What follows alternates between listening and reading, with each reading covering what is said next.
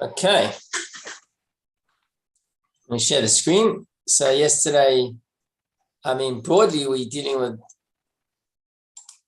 similar topics. We're still dealing with the laws of ritual purity and impurity. And now specifically we're focusing on with regard to food and drink. So we've learned a little bit about that. Can't be primary sources of Tumat.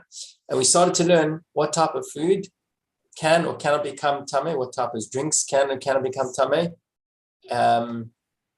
what makes food susceptible to Tumat. And we continue today. Okay, so it should be up on the screen there. It's chapter 2. We begin with the first halacha. All foods that grow from the ground are not susceptible to Tumat, ritual impurity, until they are uprooted from the ground. Remember, yesterday we gave the definition that food that is generally consumed by human beings is susceptible to Tumat. Now, a lot of that food grows in the ground. So what we're clarifying now is that so long as it still remains attached to the ground, it's not susceptible to Tumat.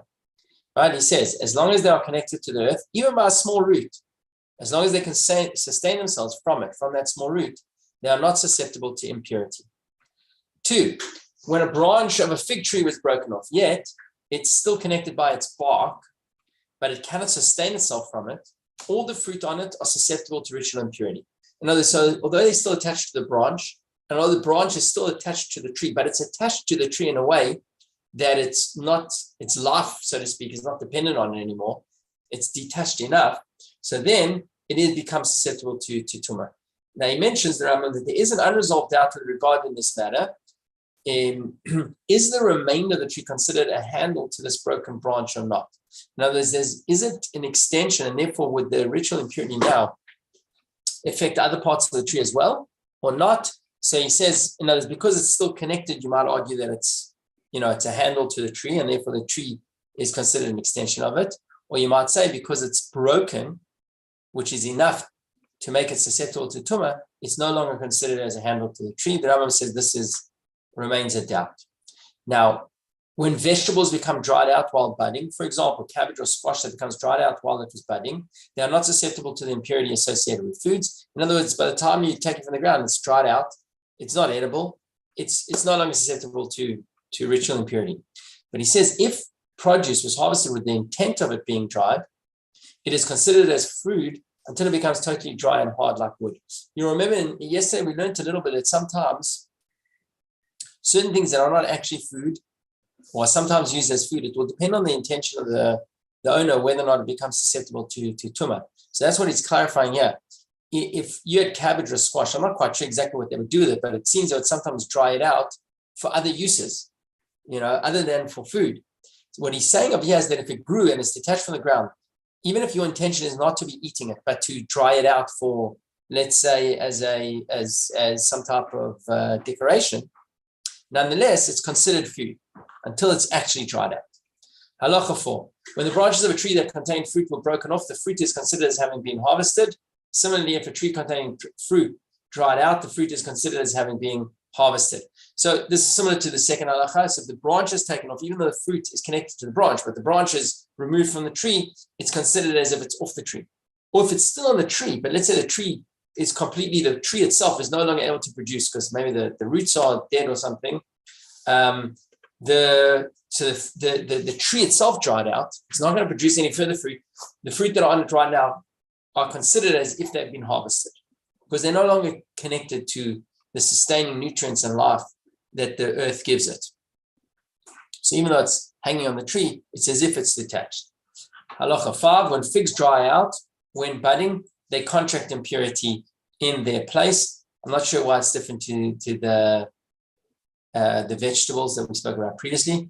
As I'm thinking about it, it's probably because dried figs are still eaten, as opposed to those other things that we mentioned earlier, like the squash. When it's dried out, it's no longer food. Okay, that must be the rationale. Halacha 6. All foods that come from living animals are not susceptible to ritual impurity until the animal dies. If one slaughtered a domesticated animal, wild animal, fowl, even though it is still in its death throes, it is susceptible to ritual impurity. In other words, there's a moment when the animal is technically dead because it's been shechted, but it's still has movement in it. So what he's saying is, for the purpose of a ritual impurity, in that moment, it can already be receptive to Tumat, even though it's not completely dead like a stone, as it were. Okay, so the animal is still moving in the death throes. It's already susceptible to Tumat.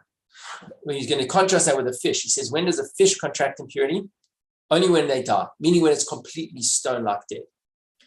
He says, if a factor arose that caused a fish to become considered as a treifa. Treifa means when an animal, or in this case a fish, has contracted some type of internal injury or injury that will render it incapable of surviving up to a year. So it's like the walking dead, as it were. That's why a treif animal, you can't eat, even if you shecht it correctly. But if it was an animal that was basically fatally injured, even if you shecht it, you can't eat it. It's considered treif. That's what treif means. So a fish, let's say a fish, I don't know exactly what the injury would be, but it's considered a treifa. And now it contracts impurity when it's in the death throes. Because by an animal, we said clearly, once it's shechted, even in death throes, it's considered dead. But by the fish, we said only absolute dead is considered dead, when it completely stops moving. So what happens if it was treif, and then it's in death throes? So he says, over here, there's an unresolved question. Do we consider it as if it's died, because it's already became treif, and therefore it should be susceptible to tumah? Or do we say it's not susceptible to tumah, ritual impurity, because it's still animate, and it only becomes susceptible once it's completely inanimate, like a stone? So it remains an open question. Continue with food on an animal. He says, if a limb or meat that was loosely hanging from a domesticated or wild animal and could not rejuvenate itself, so it's obviously injured, right? It is susceptible to impurity, even when its place is attached to the animal. Even in its place attached to the animal. Why? Because it is already considered as food that has been separated. Because it's no longer able to regenerate from the mass, from the body itself, it's considered separated. If the animal is slaughtered, the slaughter makes it fit to contract impurity. This is generally when an animal is slaughtered, what happens is, because at the point of contact where the animal is shechted, there would be blood. Blood, as we learned yesterday, is one of those liquids that would make a food entity susceptible to tumah, ritual impurity. So basically, an animal, as soon as you shecht it, because there's blood, at that point, it makes the entire animal susceptible to impurity, because it's considered an extension. He says, he uses the term, it's considered as a handle to this limb. Now, when a handle is made susceptible to ritual impurity, the entire organ becomes susceptible, as will be explained. So we'll elaborate on this point, but when you shecht the animal, that's essentially what's happening. The portion that got wet, it makes the rest of the body also susceptible. He says there is an unresolved question if an animal can become a handle to a loosely hanging limb or flesh in the animal's lifetime. So when the animal is whole and you shecht it, it's clear. But if there was a limb that was already semi-detached, the question is if that's considered an extension or not. Halacha 7. When one slaughters a domesticated animal, wild animal, or a fowl, or kosher animals we're talking about here, all of its meat becomes susceptible to ritual impurity because of the blood that emerges at the time of the ritual slaughter. Right? Reiterating or expanding from what we intimated in the previous halacha. Therefore, if no blood emerges at the time of ritual slaughter, I'm not quite sure how that would happen, but it seems like it might be possible that you don't cause bleeding despite the fact that you are, shechting it. So he says, then all the meat must be made susceptible to ritual impurity like other foods. In other words, it would have to become wet from another source, just like any other food. But it's not immediately susceptible to tumah because there was no blood. So interesting. Again, I don't know how that would work practically, but it seems like it is a possibility, even if it's not so usual. Halacha 8. When foods are made susceptible to impurity while they are attached to the earth, or they were made susceptible with water that was attached to the ground, they are not susceptible to impurity.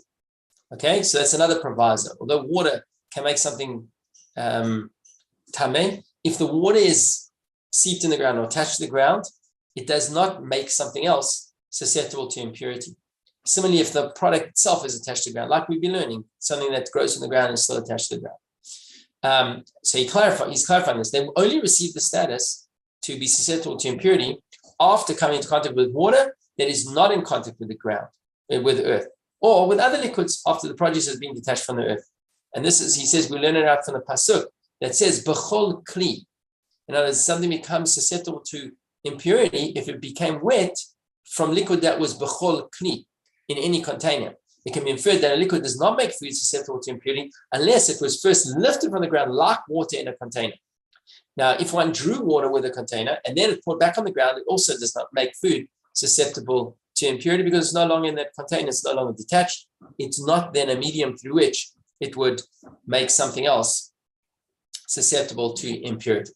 Halacha 9, when a zucchini was planted in a flower pot and it grew, even though portions of it emerged, the vegetable itself is now emerged outside of the flower pot, that part, it's not susceptible to rich impurity. Why? He explains, because the rationale is that a flower pot has holes through which a small root can protrude, produce growing in it. So produce growing in it is considered as attached to the ground, and anything planted in it is not susceptible to ritual impurity. Now, so because the plant itself, the pot plant, the earth in the pot plant is attached to the actual earth because of the holes in it, and because a root can therefore, even though currently it's not, but a root could then make its way through that hole and go into the earth itself, it's not susceptible to impurity. Similarly, if there was water in a pot that's got an opening attached to the ground, it's perforated to the ground, the water does not make produce susceptible to impurity. He says when a flower pot does not have a hole, anything growing in it is susceptible to ritual impurity because it's not considered attached to the ground. If there's water in it, the water makes its produce susceptible to impurity. So if it's in a pot that's its own container that's completely detached from the ground, it's considered attached from the ground. But if it's a flower pot with holes that it's still attached, it's considered connected and therefore, as we learned, not susceptible to impurity.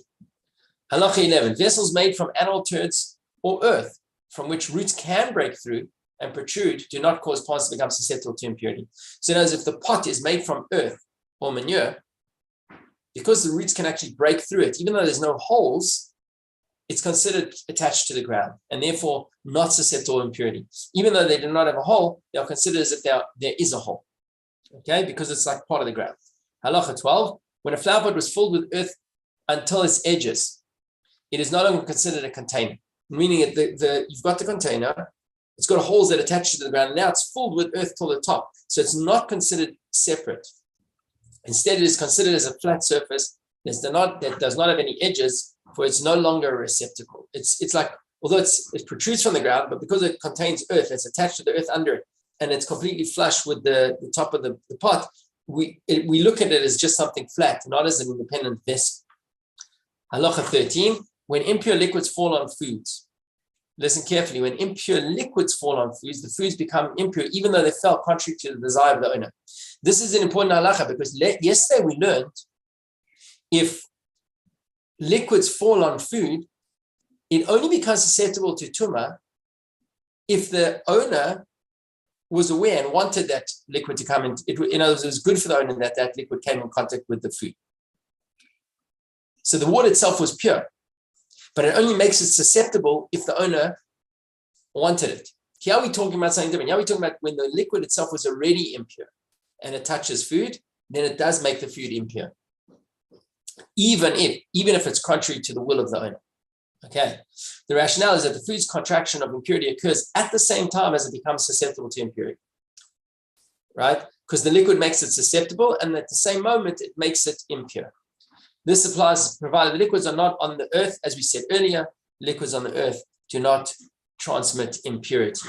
Halacha 14. Whenever food has spoiled and rotted to the point that it is no longer fit for human consumption, it is not susceptible to ritual impurity. Similarly, a liquid that is spoiled and become foul to the point that it is no longer fit for human consumption, it is not susceptible to ritual impurity. Because again, the definition of here is food or drink. If it's so repugnant to the human being, it's no longer susceptible. Just as it does not make food susceptible to ritual impurity as implied by Leviticus, which he shall drink. So it can't, if water that is repugnant can't make something else susceptible to tumah, it also itself does not become tameh. Okay. When one cooks an animal's hide or thought of partaking of a placenta, they contract ritual impurity as an independent entity. And as these are things that are not necessarily, I guess, usually eaten, but what's happened over here is he's now made known his intention that he's going to be eating it, so it now is now like other foods that can become susceptible to ritual impurity. When one cooks the hide of a donkey, there's an unresolved question whether it contracts ritual impurity as an independent entity because it was cooked, or it does not contract impurity because it is very disgusting. Okay, so that's left as an open question. Halacha 17, kernels of wheat that are found in cattle turds or barley that is found in animal turds that were collected are not susceptible to ritual impurity. In other words, the animal basically ejected it in their waste. It's not something people, because it either wasn't chewed or it wasn't digested properly, it comes out whole. He says it's not susceptible to impurity. It's obvious. And even though it itself hasn't completely disintegrated, but it's where it's found is obviously disgusting to most people. So it's not considered food. He says, but however, if one thought of partaking of them, in other words, some guy thought he's going to go and take it out of the animal turd, and he's going to eat it because as a standalone product, it actually still is an edible kernel or whatever. So at that point, once the person intends it, then they are susceptible, or they can contract ritual impurity associated with foods. Halacha 18. When food became impure, and after it became impure, it spoiled and rotted. So before we were talking about food that was already rotten or spoiled. We say it can't become impure. But what happens if it became impure and now it's left to rot? If it became unfit for a dog to eat or it became dry like a shard, it's pure. But if it became unfit for human consumption, but it's still fit for animal consumption, it remains impure as it was before. Whenever food becomes impure, it cannot regain purity by being immersed in the mikveh. Okay, so it has to completely lose any status of food, even for a dog, in order for it to become now considered no longer impure. But once it becomes impure, it remains impure. There's no way of purifying it. When one sows impure seeds, the plant that grows from them is pure. Okay, so even though we said there's no way of a food thing becoming pure, but this is a seed which now will produce a new product. So the product that comes from it is not impure, even though the seed itself always remained impure. And he says, even if it's an entity whose seed does not decompose, the above applies provided the seed sprout roots. Okay, if however they do not sprout roots, they remain impure even if the seed decomposes. And that would be the status of that seed. As we said, it never can have purity. Halacha 20, when food is attached to a utensil, this means, like, for example, if you had dough that gets stuck to the kneading bowl. So food that is stuck to the utensil, it's no longer considered as food. If the utensil becomes impure, it contracts the impurity of the utensil. It's not food impurity. Since the food serves as wood, it is considered as wood. Again, we're imagining a situation like a kneading bowl that's made out of wood, and a small amount of dough that doesn't come off the bowl. It's going to stay there. You're going to leave it there. It's going to just dry up and it's going to become part of the bowl. It's treated like a utensil, not like food. Halacha 21. Whenever a liquid contracts impurity and afterwards spoils and becomes foul, it remains impure forever, like food. Okay? For the impurity of liquid never departs, even if it becomes unfit for a dog to drink. This is stricter than food, right? By food, we said it becomes unfit for a dog to eat. It's no longer impure. When it comes to liquids, even if a dog won't drink from it, it remains impure. Liquid that becomes impure can never regain purity. There's one exception, that's water. Meaning, for example, if one immersed impure water in a mikveh, obviously it would have to be in a container. So you got water in a container, it's closed, it's impure, and you submerge it in a mikveh. Once the mikveh water covers it, it does regain purity. And he says this is true even if there was hot, impure water being immersed in a cold mikveh, or vice versa, cold water in a hot mikveh, or foul water and immersed in pleasant water, or pleasant water in foul water. Meaning even where the two waters are very distinct, nonetheless, immersing it, only water of all liquids can reclaim purity. Halacha 22, when a stick, right, was thoroughly wet with impure liquids. If a portion of it was immersed, the water on the other portion is not purified until it is immersed in its entirety. In other words, we don't say that because the water will drip down that piece of wood later, that it's considered pure now because part of it had been immerged in the mikveh. You would have to either immerse all of it in order for all of it to become pure, or only the part that you put in would become pure. It's not considered one unit of water. Now, contrast that with Halacha 23, where he says when snow becomes impure and a portion of it is joined to the waters of a mikveh, since the portion becomes pure, it becomes pure in its entirety. So with snow, he says it is considered an extension, not water dripping on a pole or a staff. Halacha 24, temed. Temed is a mixture where you basically took the dredges from the wine and you left it to sit in an amount of water, and then the water becomes wine-like. Okay, so he says temed that became impure whether it became impure after the water was mixed with the grape dregs, or whether the grape dregs were mixed with the impure water until it became vinegary. So he says, until it becomes vinegary, it can be brought into contact with the mikveh and purified, because then it's more like water.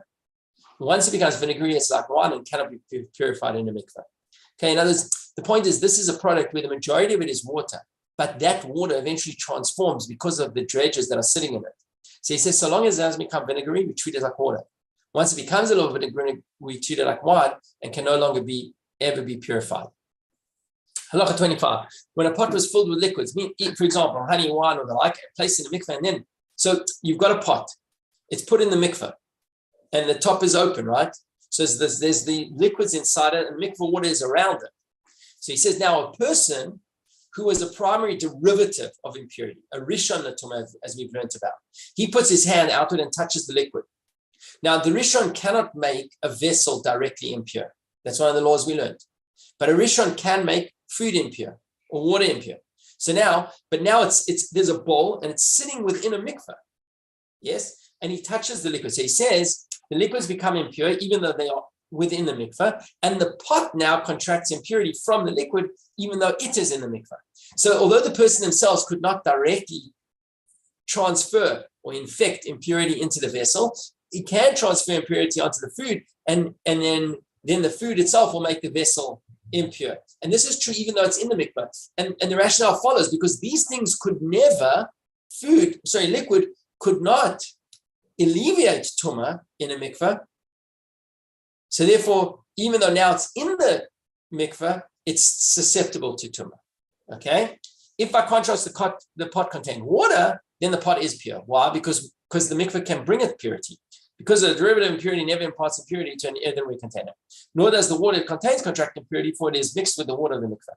If I have a person who's considered a source of impurity, extended his hand and touched it, here we're talking about an ava tumah, not a rishon tumah. He's a primary source of tumah. Such a person can make a vessel impure. So then he says the pot does become impure, even though it's in the mikveh. Why? Because a mikveh, here we're talking about an earthenware vessel, and a mikveh can never alleviate an earthenware container of ritual impurity, and therefore, even though it's sitting in the mikveh, if a person who's an ava tumah touches the vessel would become impure. Halacha 26, drainage water. So water is draining off someone can be assumed to be impure. If rainwater descended upon it, and to the extent that it becomes the majority, the mixture is pure, because rainwater itself is pure. If they are of equal quantities, everything is impure, whether the water is found in a container or on the earth. When does this apply? When the drainage water came first. If the rainwater came first, and then even and that's contained in the space, and now drainage water falls upon it, and we're assuming the drainage water is impure, everything's impure. For when impure liquids, descends into pure liquids, that's what happens. It makes the pure liquid impure. It imparts that impurity.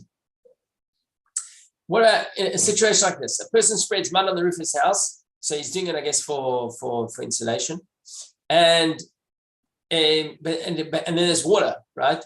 And then he washes his clothing, and there's water dripping now from there. So there's water dripping now down the side of the house, and then it rained, and the dripping increases, and that water now is falling on something. We conclude that the majority is rainwater, and the water that drips is pure. So he's saying, basically a combination of rainwater and drainage water. He's saying you can assume that the majority is rainwater when it falls down. Halacha 28, this is the final halacha in today's chapter. The following rules apply when a person applied ritually pure oil to his body and afterwards contracted impurity. So the person became impure, right? And he's got oil on him, because oil obviously remains. So he says, if he immersed himself while the oil is still on his body, so what happens to the oil basically, right? Because you said liquids cannot be purified in a mikveh, but now he's got oil residue on his body. So he says, if merely an amount of oil to rub on a small finger was applied, then the oil is pure as it was originally. Okay? If a person applies impure oil to his body, so this is different. Original example is when it was pure oil. But what is if you had impure oil and you put it on your body, and then you go into the mikveh, the oil in his body does not regain purity. Instead, if there is moist oil in his body, the oil remains impure. If there's not enough that feels moist, it is nullified because of the small amount that is there, because it's insignificant, but not because oil can become pure again. Okay, so there we have it.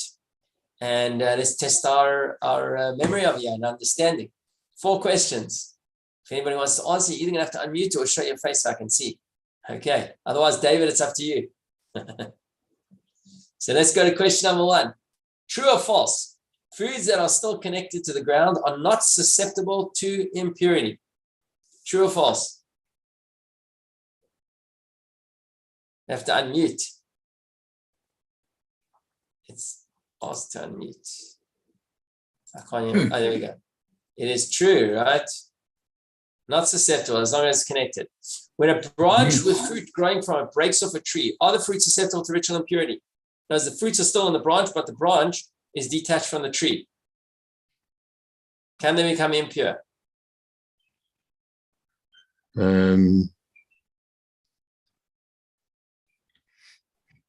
It's susceptible.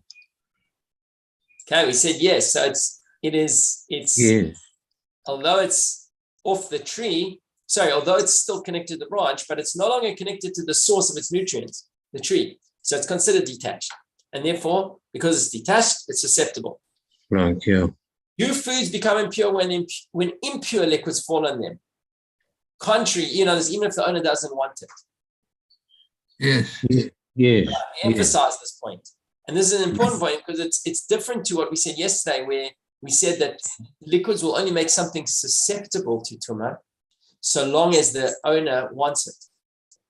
Right? Here we're talking about when the liquid is already tameh. Well, he says once it touches it, it becomes susceptible, and at the same time, it is connected to Tumat, so it becomes impure. And final question, when an animal is slaughtered, does its meat become susceptible to ritual impurity? Either no, because each piece of meat needs to have liquid fall on it individually to become susceptible, or we say yes, the entire animal. Why? Because all of its meat becomes susceptible because of the blood that emerges at the time of the slaughter. I think number 2. That's correct. We said yes, right? We said because it becomes like that area becomes like a handle to the rest of the animal. Because blood is something that makes it susceptible to Tumat, because at the point of the Cht2 there's blood. And we said the exception would be if there was no bleeding at the time of the Cht2. I don't know how that works practically, but that would be the exception. Okay. Thank you. Yeah. Wonderful to see you all. Thank you, Rabbi. And we'll see you next week. Bezrat Hashem. Thank you, Rabbi. Yes, Cheers, everyone. Take care. Bye. Bye.